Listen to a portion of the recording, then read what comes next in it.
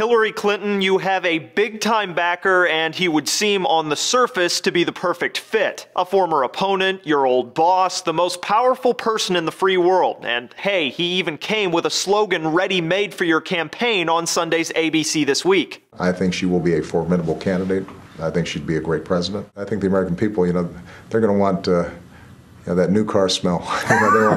They want to drive something off the lot that it doesn't have as much mileage as me.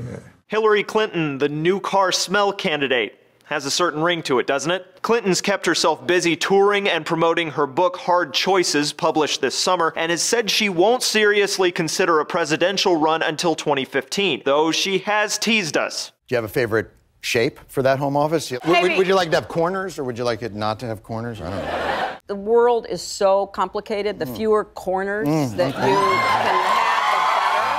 But an endorsement from the commander-in-chief doesn't exactly look like the kind of thing politicians and even prospective politicians seem to be pining for just now. The president's recent executive order on immigration aside, his cornerstone programs like the Affordable Care Act have kept his approval ratings much lower than you'd likely hope for if you're receiving his endorsement. In fact, it had several outlets reporting Democrats in hotly contested districts tried to distance themselves from the president leading up to this month's midterms. Others noted exit polls showed Obama did in fact hurt Democrats' chances at holding the Senate and not losing ground in the House. Gallup polls show Obama's approval ratings have consistently hovered in the low to mid-40s in 2014, with the most recent low mark of 40 hitting the week of the midterms. Now, that's not as low as his predecessor, who had a 36% approval rating during his second set of midterm elections in 2006, but the comparisons have already begun. The Christian Science Monitor points out George W. Bush, you will recall, didn't do much campaigning for John McCain in 2008, or any for that matter.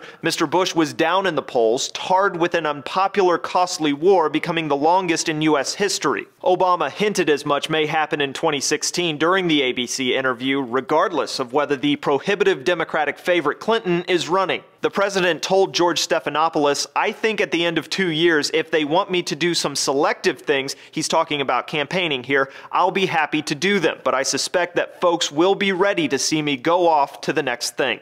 For Newsy, I'm Cliff Judy.